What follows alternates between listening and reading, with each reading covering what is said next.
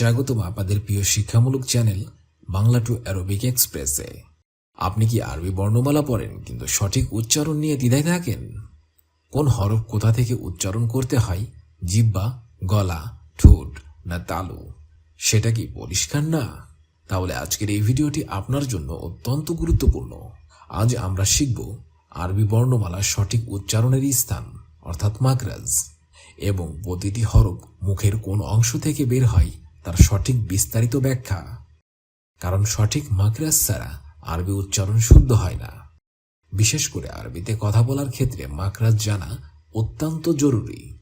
এই লেসনে আমরা জানব হরফের হালাক অর্থাৎ গলা, লিসান অর্থাৎ জিহ্বা, শাফাতান অর্থাৎ ঠোঁট, খাইশুম অর্থাৎ নাক এবং প্রতিটি অক্ষরের নির্দিষ্ট উচ্চারণ স্থান। আমি চেষ্টা করব খুব সহজ ভাষায় এবং স্পষ্ট উদাহরণ সহ বোঝাতে, যাতে নতুনরাও সহজে বুঝতে পারে। তাই ভিডিওটি শেষ পর্যন্ত দেখুন এবং নিয়মিত অনুশীলন করুন। চলুন শুরু করি। আরবি বর্ণমালার উচ্চারণের স্থান।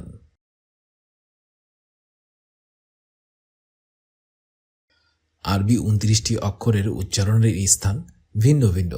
এই উচ্চারণের স্থান 14টি।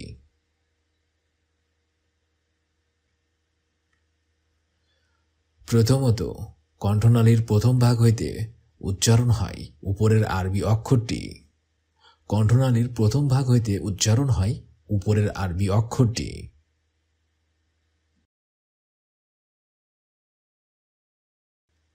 কণ্ঠনালীর দ্বিতীয় ভাগ হইতে উচ্চারণ হয় উপরের আরবি অক্ষরটি। কণ্ঠনালীর দ্বিতীয় ভাগ হইতে উচ্চারণ হয় উপরের আরবি অক্ষরটি।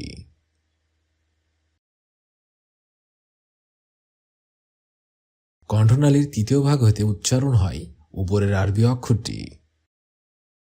কণ্ঠনালীর তৃতীয় ভাগ হইতে উচ্চারণ হয় উপরের আরবি অক্ষরটি।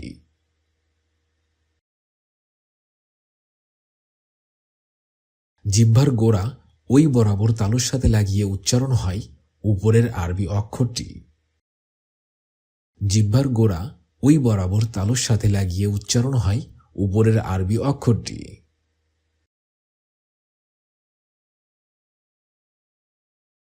জিহ্বার গোড়া হতে মুখের দিকে সরে উচ্চারণ হয় উপরের আরবি অক্ষরটি। জিহ্বার গোড়া হতে মুখের দিকে সরে উচ্চারণ হয় উপরের আরবি অক্ষরটি।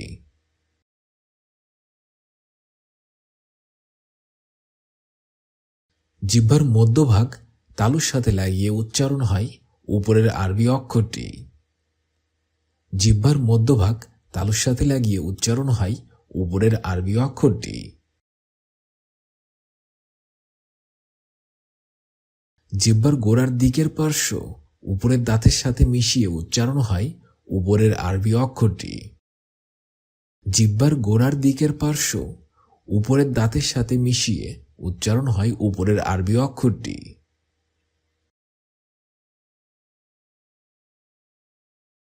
জিহ্বার আগার দিকের কিনারার উপরের দাঁতের গোড়ার সাথে মিশিয়ে উচ্চারণ হয় উপরের আরবি অক্ষরটি। জিহ্বার আগার দিকের কিনারার উপরের দাঁতের গোড়ার সাথে মিশিয়ে উচ্চারণ হয় উপরের আরবি অক্ষরটি।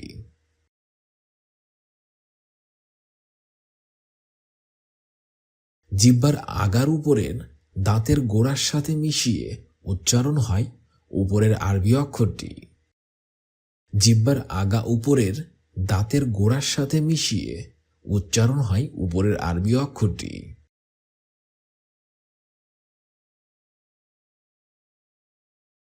জিহ্বার আগা ও উপরের দাঁতের আগার সাথে মিশিয়ে উচ্চারণ হয় উপরের আরবি অক্ষরটি। জিহ্বার আগা ও উপরের দাঁতের আগার সাথে মিশিয়ে উচ্চারণ হয় উপরের আরবি অক্ষরটি।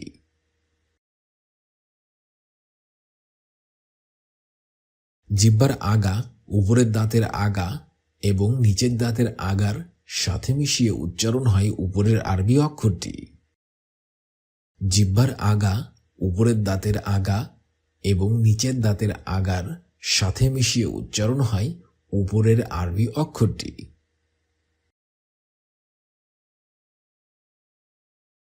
উপরের মাঝের দাঁতের আগা ও নিচের ঠোঁটের সাথে মিশিয়ে উচ্চারণ হয় উপরের আরবি অক্ষরটি।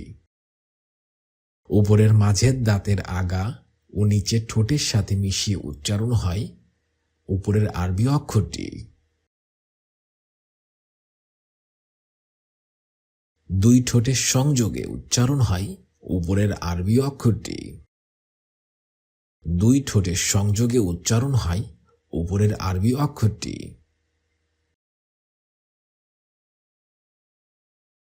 নাকের বাঁশি হইতে উচ্চারণ হয় উপরের আরবি অক্ষরটি।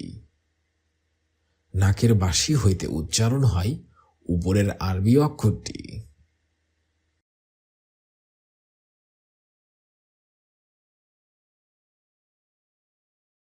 উপরের উল্লেখিত 14টি নিয়মকে মাখরাজ বলে।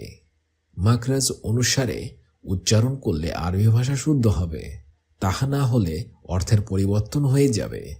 কাজেই আরবি ভাষা মাখরাজ অনুসারে শুদ্ধভাবে অবশ্যই পড়তে হবে। আজকের এই ভিডিওটি এ পর্যন্তই। আগামীতে অবশ্যই আপনাদের সামনে নতুন আরেকটি ভিডিও নিয়ে হাজির হব। আল্লাহ হাফেজ।